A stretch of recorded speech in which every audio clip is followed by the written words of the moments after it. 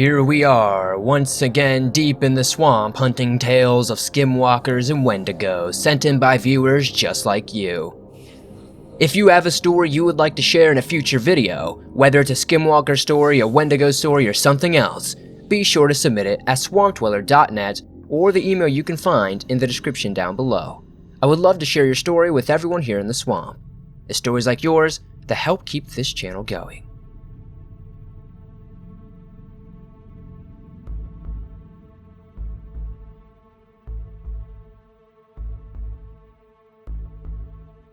I discovered your channel not too long ago, and was hoping I can get some help identifying the creature I saw.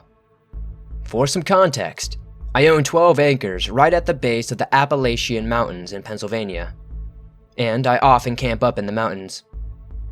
This particular night, I was camping with two friends and my hunting beagle Judy, sometime towards the end of July in 2015. I will call my friends Robert and Aaron to conceal their identities. We headed out around noon and made our trek through my property and up the mountain. The hike often takes around 2 hours or so. Everything was going perfect until around an hour in. Judy picked up a scent and ran straight after it, howling all the way, disobeying my commands to return. This was the first time he's done this since I was training him. Robert, Aaron, and I pursued Judy through the woods, going off on her intended path, and to an area I've never been before. All of us came into a clearing and saw Judy standing completely still, staring at something. I hurried over and saw a doe ripped into two next to a small stream. All of us were very surprised to see this and slightly disgusted, as we've all been hunting buddies for about 15 years and have never seen any animals as mutilated as this deer was. We chalked it up to a black bear, but were still on edge. Judy was extremely aware, cautious, and scared the entire time. He didn't howl once after seeing the deer, and I assumed he picked up a stronger or new scent. I've never seen him act like this in the woods, not even after being face to face with a coyote. We started to work our way back to the normal hiking route and heard what sounded like bipedal footsteps behind us, keeping about 100-yard distance. I forgot to mention, I always carry when I'm in the wilderness. You can never be too safe, and I do urge everybody to carry, or at least have some sort of weapon with them while they're out there. I decided it was time to take my Smith & Wesson .357 Magnum out of its holster and stay on guard while we continued our hike. The footsteps eventually faded as we were on the regular hiking route again. All of us made it to my camping spot, but the hike took a ridiculous long 4 hours. Judy was calmed at this point, but obviously still spooked. We set up our tents.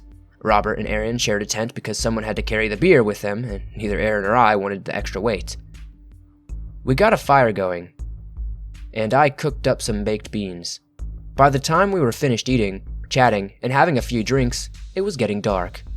We all decided it was time for bed because we had a long hike ahead of us in the morning. Now that I think of it, I wasn't even thinking about the incident with the deer earlier, even though I should have been. I woke up sometime around 2 a.m. to what sounded like a very heavy footstep outside my tent. Judy was standing up and kept completely still, looking at me as if to warn me to stay still and to stay very quiet. There were no other sounds in the forest, and it smelled like rotting meat. Not even the chirps of crickets were present with this awful smell. A few minutes later, I could hear Robert and Aaron in the next tent, whispering. I heard someone get out of the tent, and they were telling me to stop messing around with them. It was 2 a.m., and they were trying to sleep. As I heard the rustling of the tent end, I heard Aaron say, "Holy crap, what the F is that thing?" I quickly unzipped my tent, jumped out as Robert jumped out of their tent as well. Judy did not move from his spot in the tent, and I saw this gray creature peering at us from behind a tree. That thing must have been between 9 and 10 feet tall with antlers and some weird concave eye sockets. It wore this creepy thin smile. Its eyes had almost a reddish glow to them. I rushed back in my tent, grabbed my .357, and I ran back out and shot 3 rounds, center mass. We all heard the most ear-piercing scream any of us have ever heard. It ran off into the woods as Judy whined and hid in one of the corners of the tent. Robert looked at me with an expression of pure terror. Aaron was already packing up our things.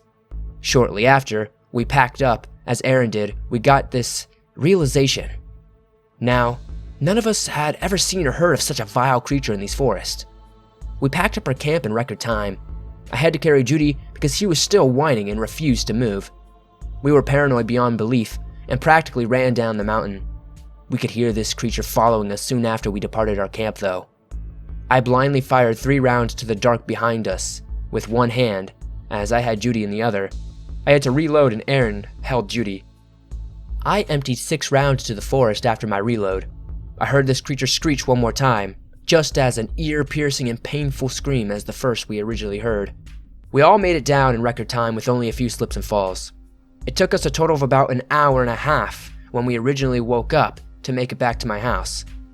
We were all very shook up and talked about it often with each other, but nobody else. Judy took it the worst. As Robert, Aaron, and I continued to hunt and spend time in the wilderness, Judy will no longer enter the woods anywhere and rarely howls and barks now. Thank you for giving me the platform to share my story, and I hope that someone can help me identify the creature we saw that terrifying night.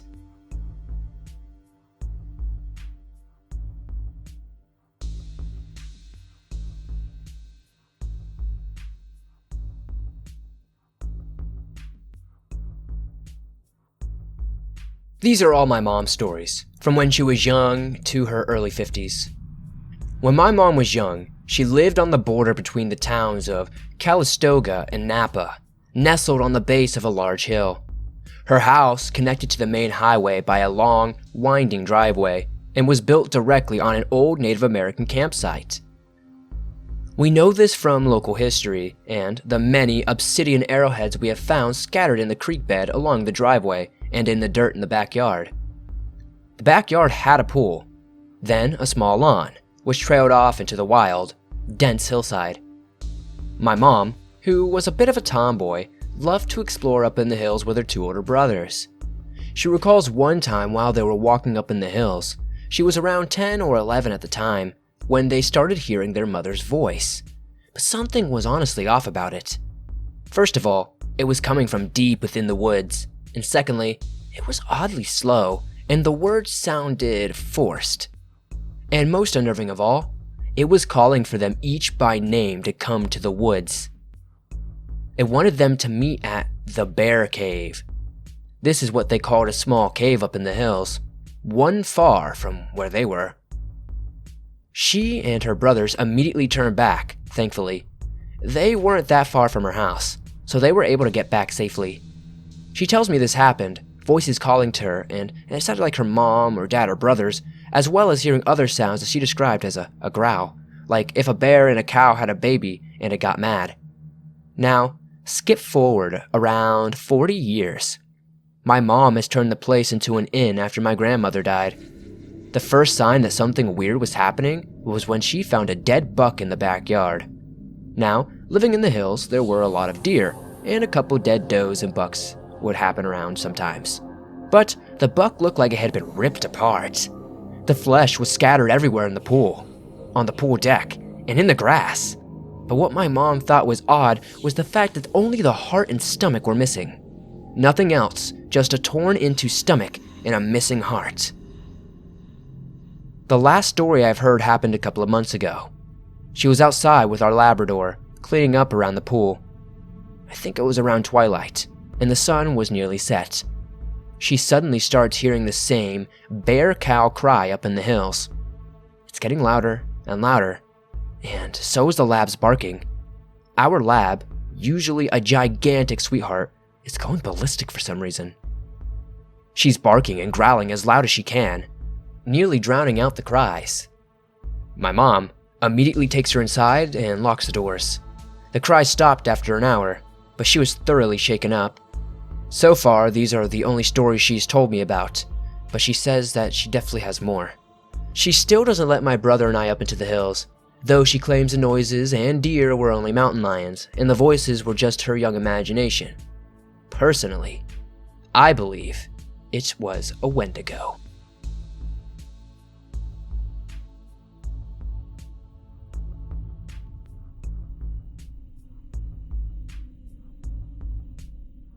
I'm a 30-year-old male, and have dealt with strange encounters all my life, ranging from a basic kidnapping attempt to a haunting/demonic presence that felt like it would bring an entire house down on top of me.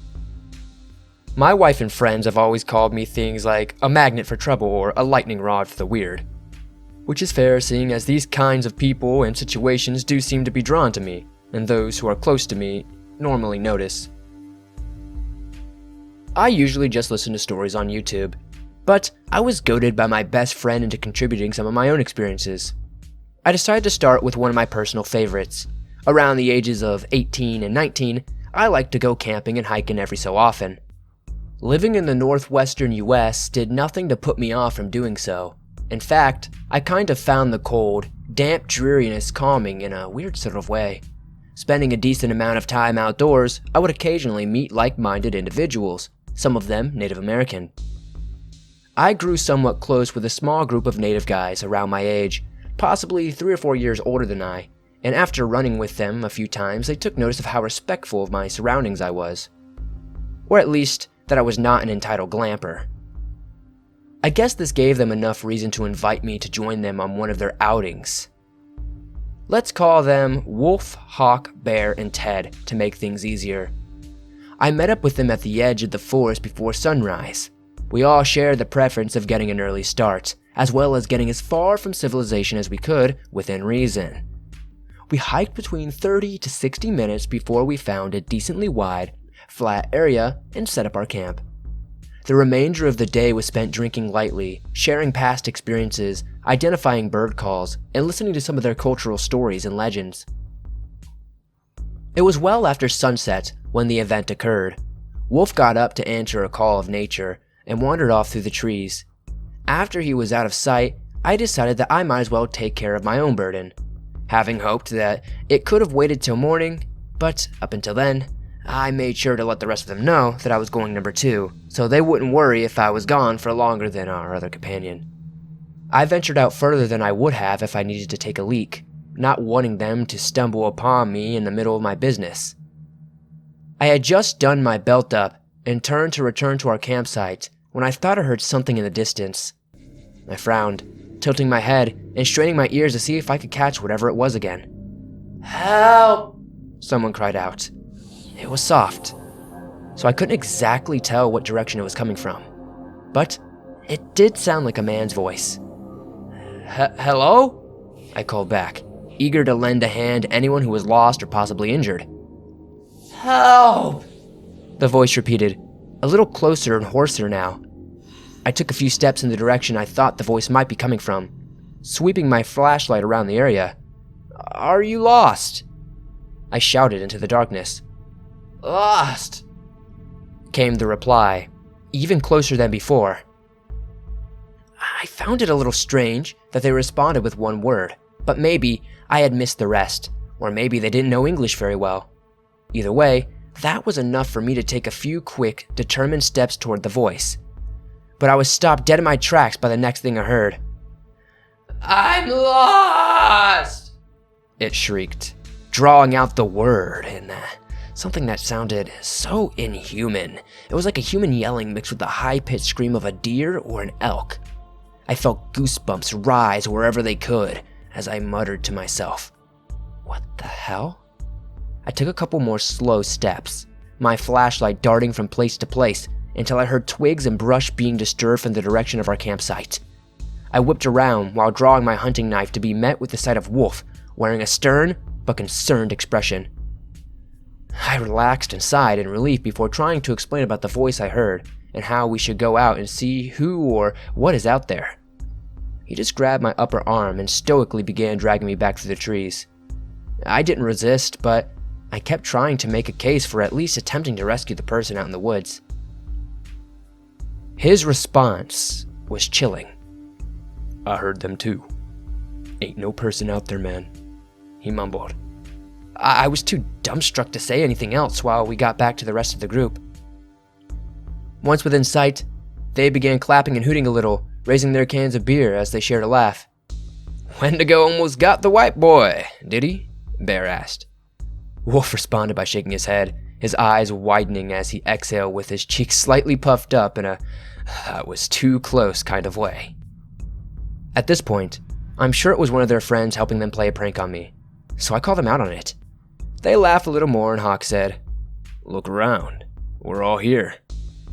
It was true that the four of them weren't really social with many others, but I was convinced that wasn't proof enough.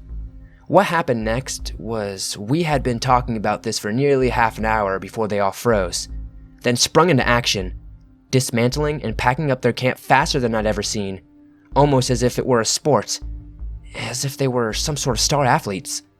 I tried asking what the hell was going on, but all I got was Hawk hissing, "Listen!" Not even slowing down in what he was doing. I stood still and tried to tune out all the rustling, thumping, and clanking as best as I could. Eventually, my ears picked up on something. It was a kind of deep chittering or clicking, similar to the sound of predator, coming from the same direction I had gone to use the facilities earlier. I was only standing there for a few seconds before I snapped out of it by Bear handing me a length of rope with a D-link at the end. "Hook it onto your belt. Can't afford to get separated," he said, his eyes focused on the brush past me.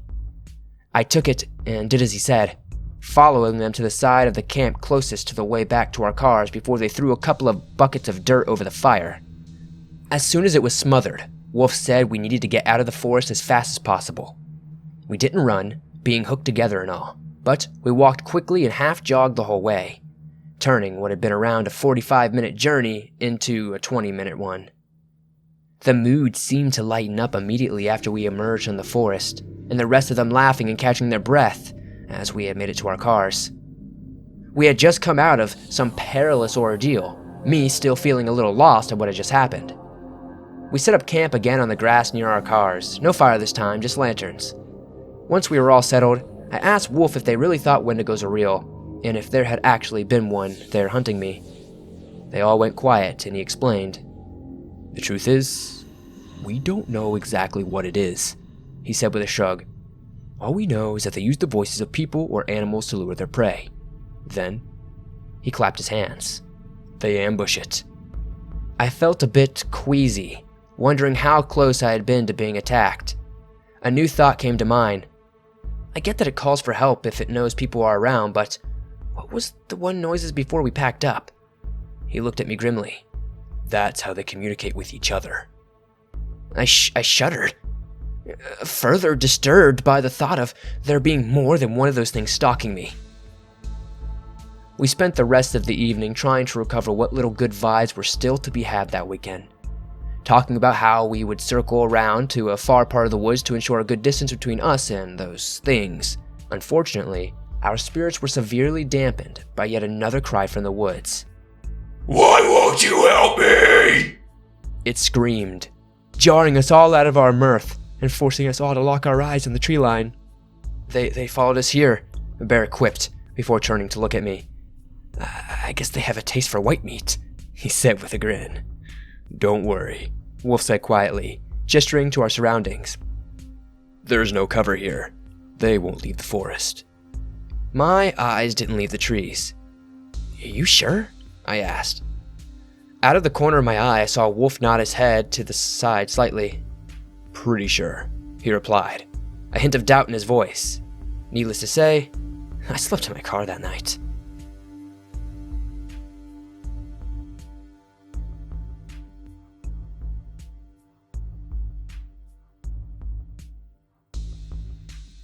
In July of 2008, I believe it was sometime around the 30th, me and my buddy drove to Manitoba in order to pick up some medicines for an upcoming sweat.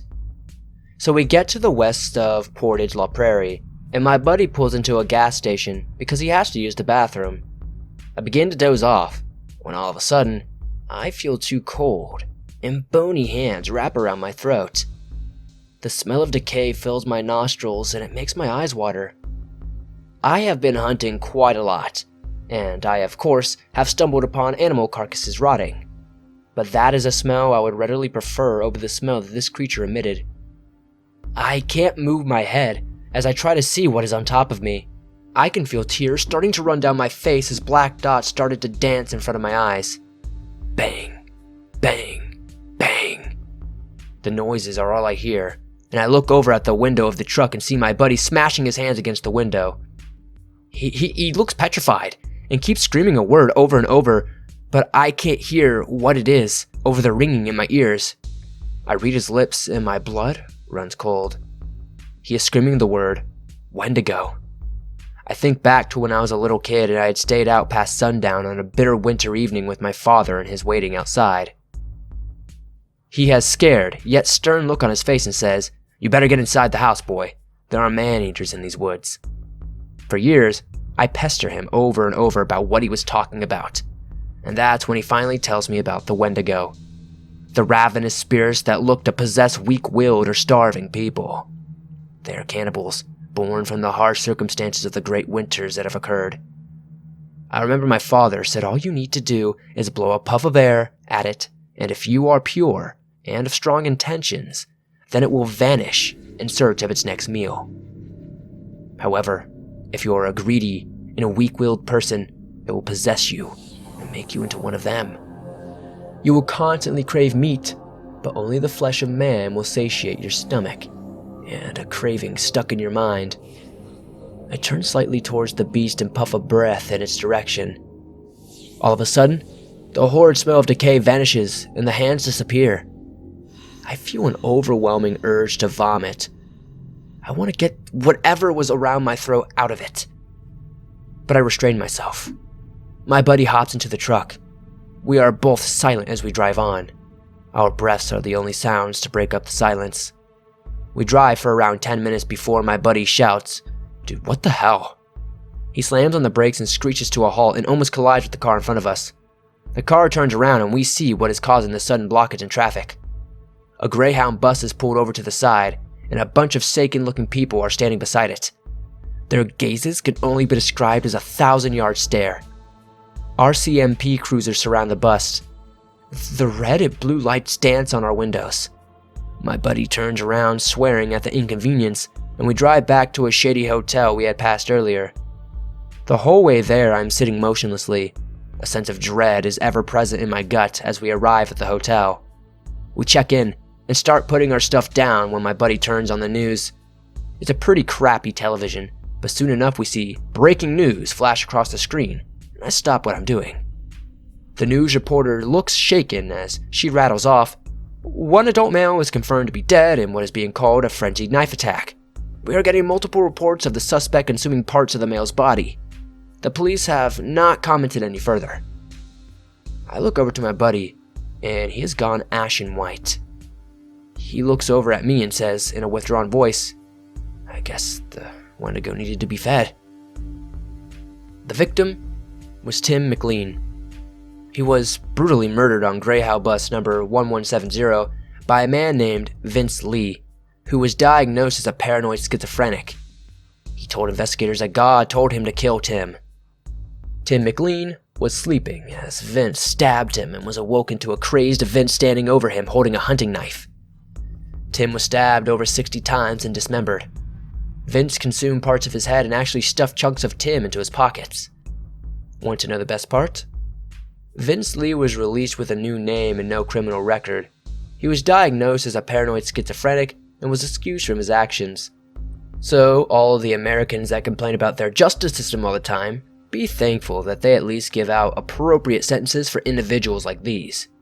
To this day, I wonder if Tim could see the crazed Wendigo staring back at him as he looked into his killer's eyes, begging for mercy.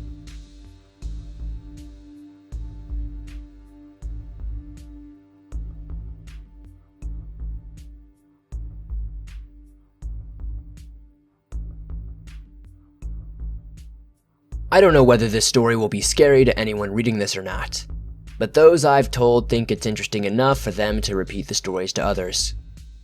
I am a 17-year-old male currently living in Hawaii. Lucky me. But as a child, I was raised in a Christian home in a rural part of Nevada. For as long as I can remember, I have had a fascination with the unexplained and paranormal. Unlike my Christian family, I do not believe in anything that I cannot see myself. Thus, up until recently, I only thought of the supernatural as a very ancient superstition. Nothing to be afraid of or concerned about, right? But like anyone else, I like a good ghost story. Some of the horrific stories that my friends would tell me would keep me up at night, not in fear but in curiosity. I would always wonder what the meaning behind the phantom's actions would be, or even if there would be any reason behind it at all. If a shadowy figure stood across from you down the hall, what would he be trying to accomplish? Scare you and feed off your fear? Call out to you and help it pass over? Or is it doing that for no reason at all? This is what I was interested in. Not so much the terror aspect of it. In my free time, I would usually and still do watch YouTube videos about the paranormal, namely Swamp Dweller and Darkness Prevails. My parents, being Christian, were greatly concerned about this interest and afraid that I would invite something into our house or our lives. I didn't believe that, thus I continued my routine. About 4 years ago, when I still lived in my Nevada home, my 10-year-old sister, who we'll call Sarah for the sake of the story, was scared and asked if she could sleep with me in my bed.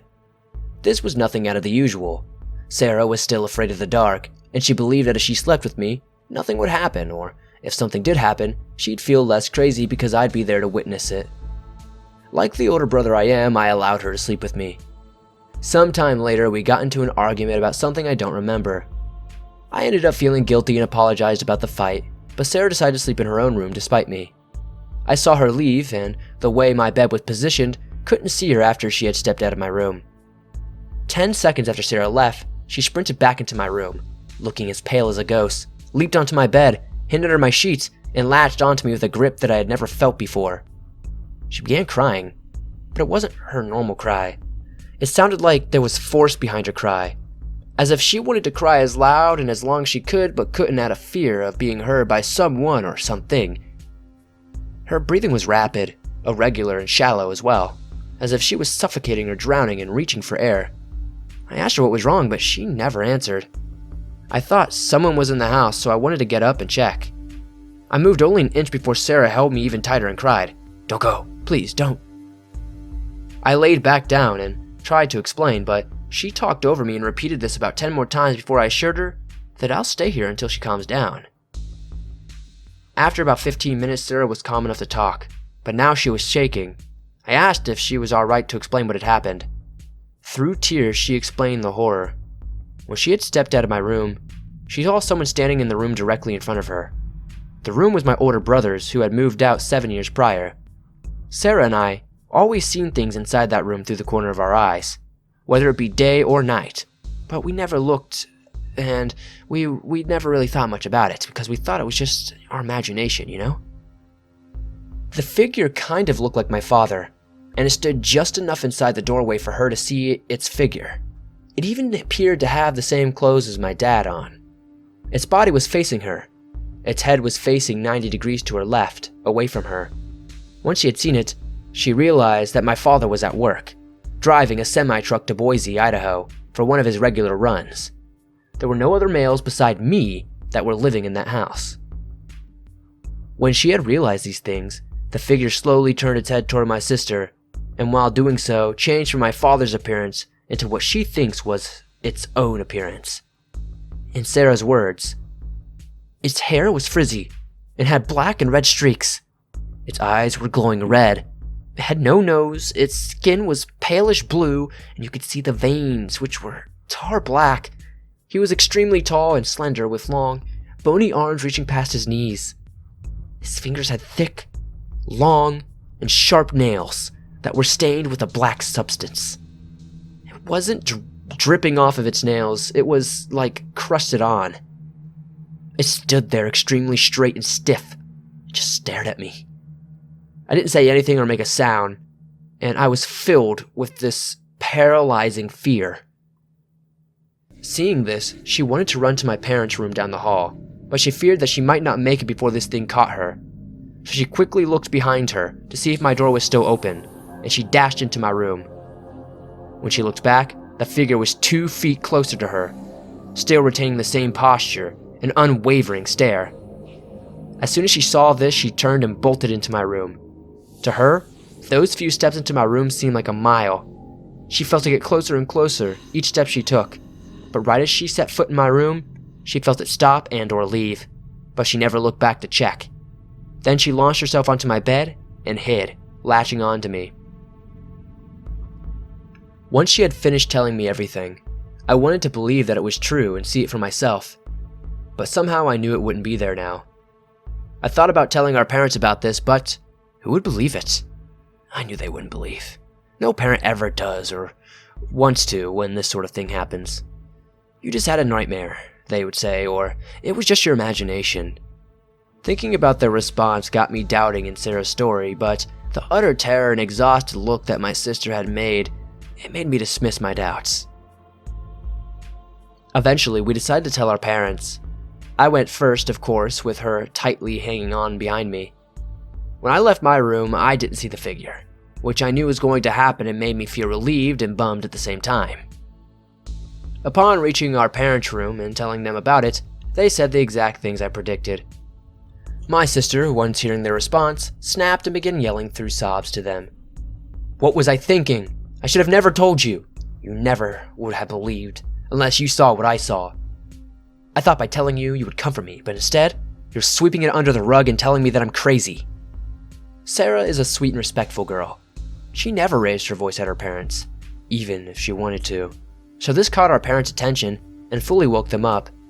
They realized through this outburst and my account of the event that this was indeed true. My mom called a pastor.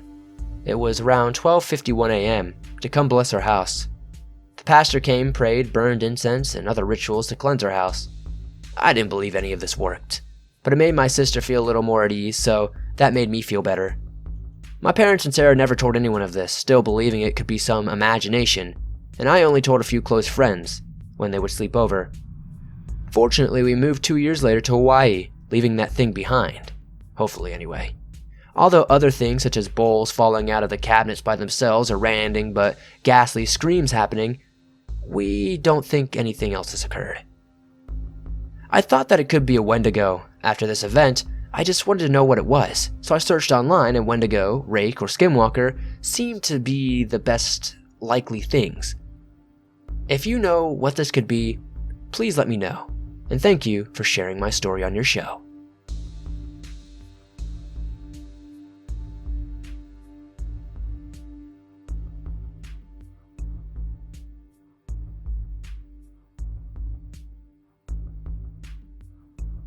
Thanks for listening to these creepy Skinwalker and Wendigo stories.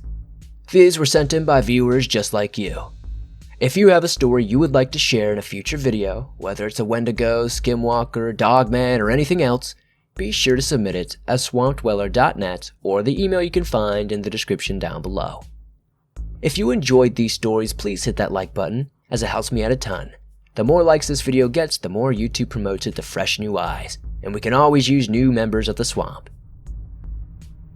If you're new to the swamp, why not join us? Hit the subscribe button, turn on notifications to never miss a new video, as I upload them almost every single day, and all things natural and supernatural. Thanks as always, guys, for listening to these stories and supporting the swamp. If you're not aware yet, you can download your favorite scary stories from the swamp on iTunes, Spotify, Podbean, and almost every other major podcasting platform. You can download them and bring them wherever you want. It'll save you a lot on that mobile data. Thank you guys again. I'll see you guys soon with another creepy video. Oh, by the way, today's code word, if you made it all the way to the end, is Sunshine Addiction. Comment that down below so I know you made it to the end, and to confuse everybody else who didn't. Tally ho.